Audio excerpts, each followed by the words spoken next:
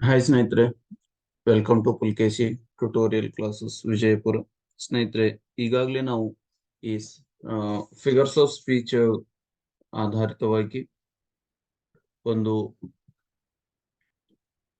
ಅಲಂಕಾರಗಳನ್ನ ನೋಡಿದ್ವಿ. ಒಂದನೇದು ಯಾವ್ದು ನೋಡಿದ್ವಿ ಅಂತಂದ್ರೆ ಉಪಮಾ ಅಲಂಕಾರವನ್ನ ನೋಡಿದ್ವಿ, ಸಿಮಿಲೆ, ಮತ್ತು ಮೆಟಾಫೇರ್ ಅನ್ನ ನೋಡಿದ್ವಿ, ರೂಪಕ ಅಲಂಕಾರ.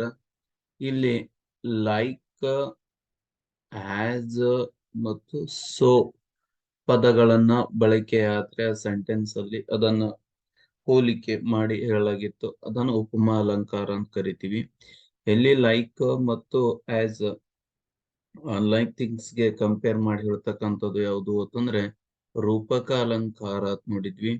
ನೆಕ್ಸ್ಟ್ ಪರ್ಸನಿಫಿಕೇಶನ್ ಅಂತ ನೋಡಿದ್ವಿ, ಉತ್ಪ್ರೇಕ್ಷ, ಈ ವ್ಯಕ್ತಿ ಕಾರಣವಾಗಿರ್ತಕ್ಕಂಥ ಅಲಂಕಾರ. ಅಂದ್ರೆ ಆ ನಾನ್ ಲಿವಿಂಗ್ ಥಿಂಗ್ಸ್ ಗಳ ಕುರಿತು ಈ ನಾನ್ ಲಿವಿಂಗ್ ಥಿಂಗ್ಸ್ ಗಳ ಕುರಿತು ಹೆಚ್ಚಾಗಿ ಹೋಲಿಕೆ ಮಾಡಿ ಹೇಳುವುದು ಹೆಂಗಿತ್ತು ಅಂತಂದ್ರೆ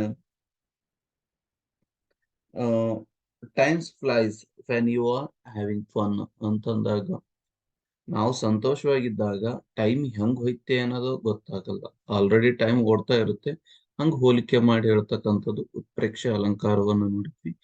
ಈ ಕ್ಲಾಸ್ ಅಲ್ಲಿ ಹೈಪರ್ಬೋಲೆ, ಆಕ್ಸಿಮೋರಾನ್ ಮತ್ತು ಅಲಿಟ್ರೇಷನ್, ಅನಾಫೋರಾ ಮತ್ತು ಸಿನೆಡೋಕ್ ಇವುಗಳ ಕುರಿತು ನೋಡೋಣ. ಈಗ ಹೈಪರ್ಬೋಲೆ ಅತಿ ಅತಿಶಯೋಕ್ತಿ ಅಲಂಕಾರ ಅಂತ ಹೇಳ್ತೀವಿ. ಅತಿಶಯೋಕ್ತಿ ಅಂದ್ರೆ ಹೆಚ್ಚಾಗಿ ವರ್ಣನೆ ಮಾಡೋದು, ಇದ್ದದಿರ್ಲಾರ್ದ ತರ ಹೇಳಿಕೆಯನ್ನ ನೀಡ್ತಕ್ಕಂಥದ್ದು ಯಾವುದು ಅಂತಂದ್ರೆ ಹೈಪರ್ಬೋಲೆ ಅಂತ ಹೇಳಿ ಕರಿತೀವಿ.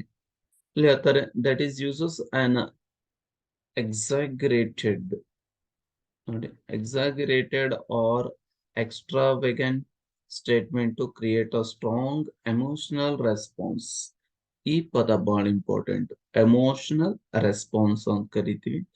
ಏನಿದ್ರ ಅರ್ಥ ಅಂತಂದ್ರೆ ಈ ಅತಿಶಯೋಕ್ತಿ ಅನ್ನೋದು ಇಲ್ಲಿ ಉದಾಹರಣೆಯನ್ನ ನೋಡಿದಾಗ ನೋಡಿ, she had ton of homework.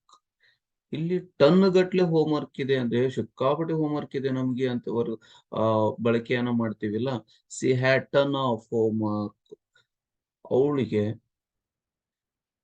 ಮನೆಗೆಲಸ homework ton ಗಟ್ಲೆ ಇದೆ ಅಂತ ಹೇಳಕ್ಕೆ ಆಗುದು. ಈ ಟನ್ನಿಗೂ ಮತ್ತು ಹೋಮ್ವರ್ಕಿಗೂ ಹೋಲಿಕೆಯನ್ನ ಮಾಡಿದೆ. ಹೋಮ್ವರ್ಕ್ ಎಷ್ಟಿದೆ ಅಂತಂದ್ರೆ ಸ್ವಲ್ಪ ಇರುತ್ತೆ, ಬಟ್ ಅದನ್ನು ಹೇಳುವ ರೀತಿ, ವ್ಯಕ್ತಪಡಿಸುವ ರೀತಿ ಹೇಗಿದೆ ಅಂತಂದ್ರೆ ಟನ್ ಗಟ್ಲೆ. I am so hungry, I could eat a ಗೋಟ್.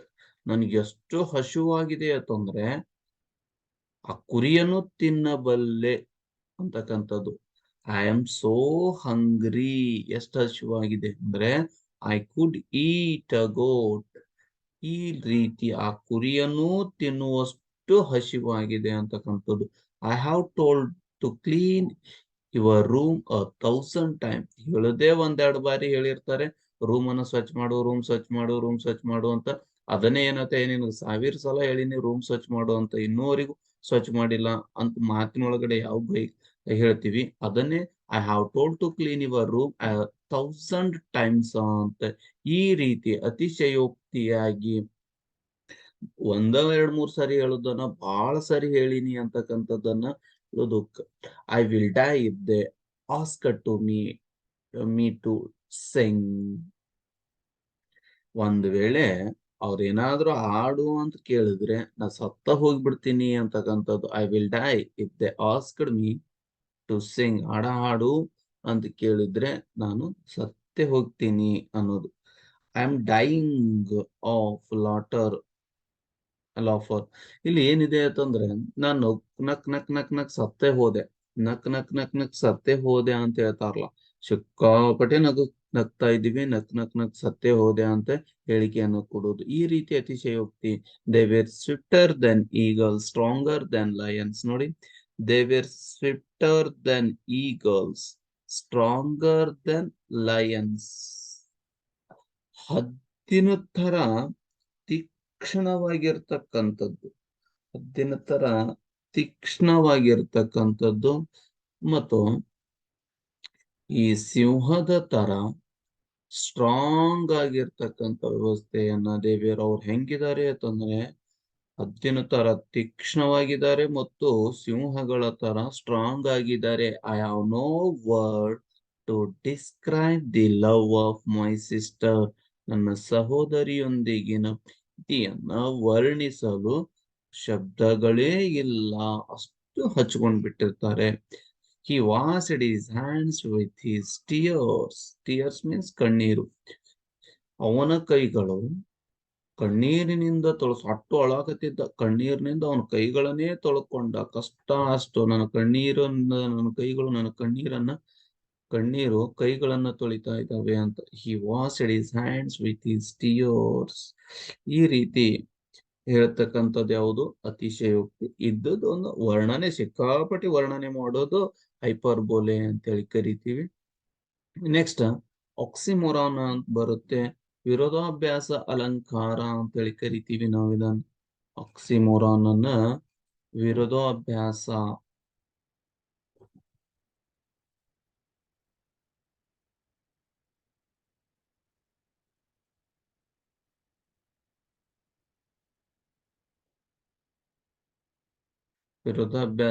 ಅಲಂಕಾರ ಅಂತೇಳಿ ಕರಿತೀವಿ ಸ್ನೇಹಿತರೆ ಇದನ್ನ.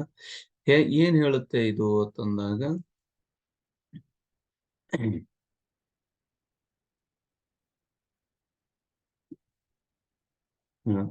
an oxymoron is a figure of speech containing words ಅಂತ ಕರಿತೀವಿ.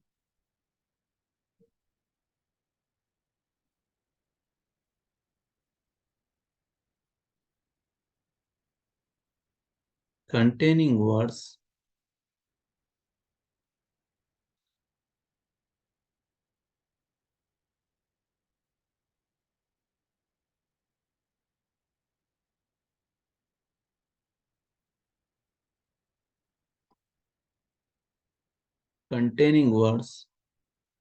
that seems to contradict each other in deliberately uses to contradictory ideas.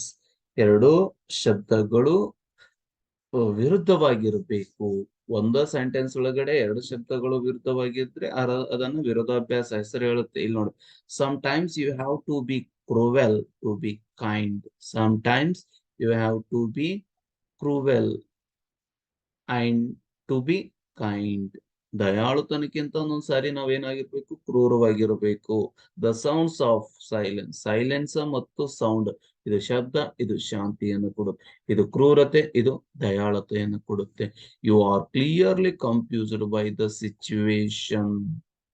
ಈ ಸಿಚುವೇಶನ್ ಮತ್ತೆ ಇಲ್ಲಿ ಕನ್ಫ್ಯೂಸ್ ಆಗೋದು.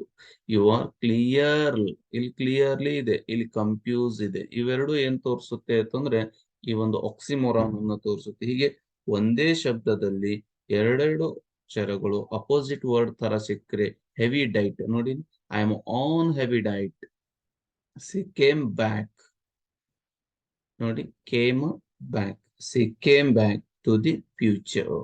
ಅವಳು ತನ್ನ ಜೀವನಕ್ಕೆ ತನ್ನ ಭವಿಷ್ಯಕ್ಕೆ ಮರಳಿ ಬಂದಳು. She came back to the future ಅಂತ ಹೇಳಿ ಕರಿತೀವಿ. ಇದು ಆಕ್ಸಿಮೊರಾನ್ ಅಂತ ಕರಿತೀವಿ ಸ್ನೇಹಿತರೆ. ನೆಕ್ಸ್ಟ್ ಬರ್ತಕ್ಕಂಥದ್ದು ಯಾವುದು ಅಂತಂದ್ರೆ alliteration is the repetition of the beginning sounds of neighboring words. ಇಲ್ಲಿ ಬಿಗಿನಿಂಗ್ ಸೌಂಡ್ಸ್ ಅಂತಂದ್ರೆ ಏನು ಅಂತಂದ್ರೆ ಒಂದು ವಾಕ್ಯ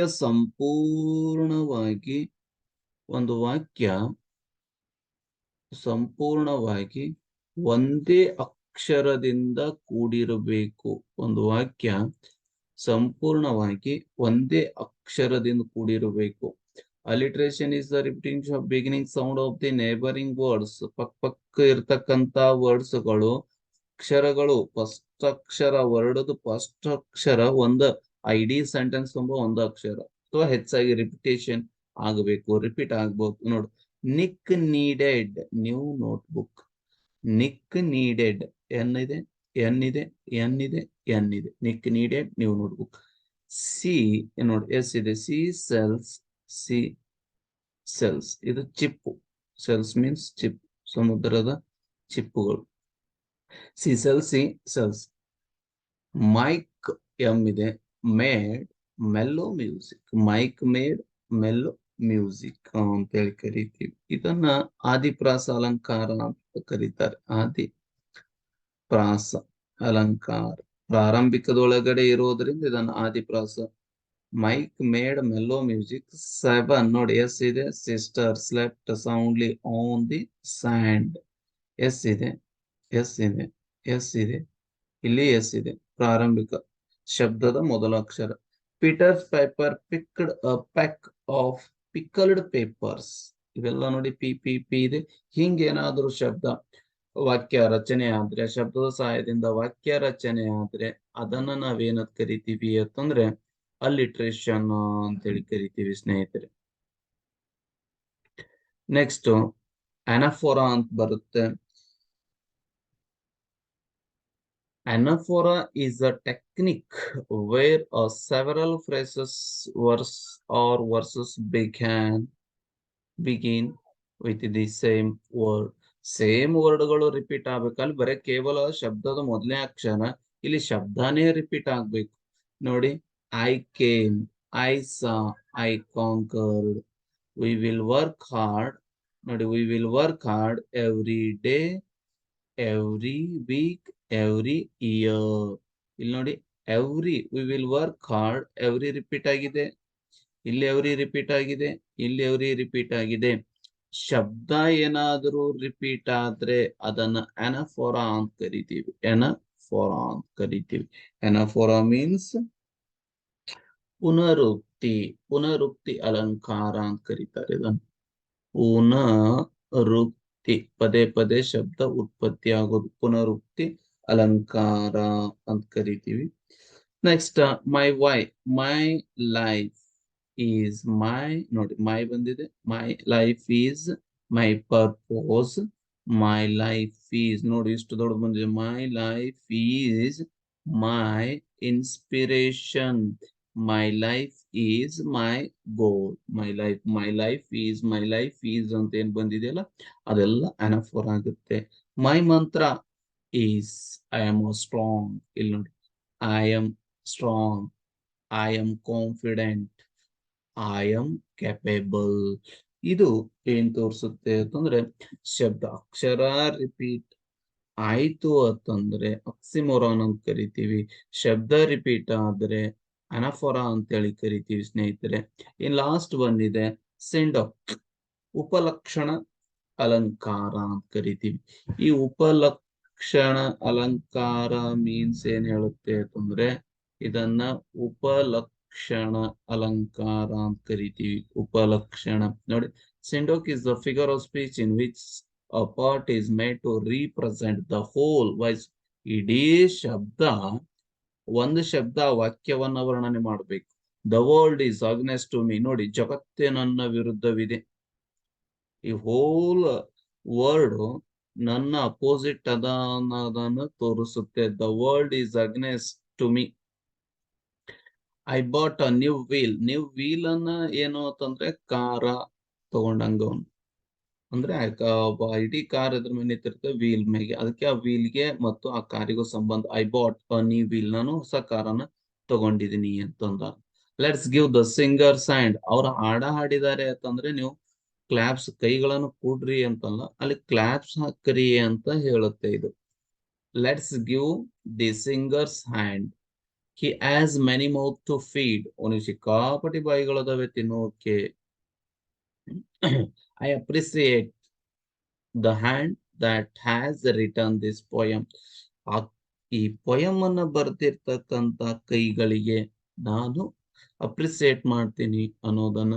ಹೋಲ್ ಸೆಂಟೆನ್ಸ್ ಒಂದೇ ಒಂದು ಶಬ್ದದ ಮೇಲೆ ನಿಂತಿದ್ರೆ ಅದನ್ನ ಸಿಂಡಾಕ್, ಉಪಲಕ್ಷಣ ಅಲಂಕಾರ ಅಂತೇಳಿ ಕರಿತೀವಿ. ಯಾಕಂತಂದ್ರೆ ಇಲ್ಲಿ ನೋಡಿ, I appreciate the hand that has return this poem. Poem ಅಂತಂದ್ರೆ ಯಾರಿಗಿದು ನಾವು ಅಪ್ರಿಸಿಯೇಟ್ ಮಾಡ್ಬೇಕಾದದ್ದು ಪೊಯಟ್ಗೆ ಅಪ್ರಿಸಿಯೇಟ್ ಮಾಡ್ಬೇಕಾಗುತ್ತೆ.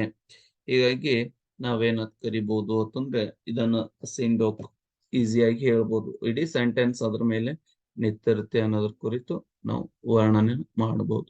ನೆಕ್ಸ್ಟ್ ಈ ಅಲಂಕಾರ ಮುಗಿದ ಆದ ನಂತರ ಮುಂದಿನ ಒಂದು ಕ್ಲಾಸ್ ಅಲ್ಲಿ ಮತ್ತೊಂದು ವಿಷಯವನ್ನ ತಗೊಂಡು ಬರೋಣ. ಹೇಳ್ತಾ ಈ ಕ್ಲಾಸ್ ಅನ್ನ ಮುಗಿಸ್ತಾ ಇದ್ದೀನಿ. ಎಲ್ಲರಿಗೂ ಧನ್ಯವಾದಗಳು.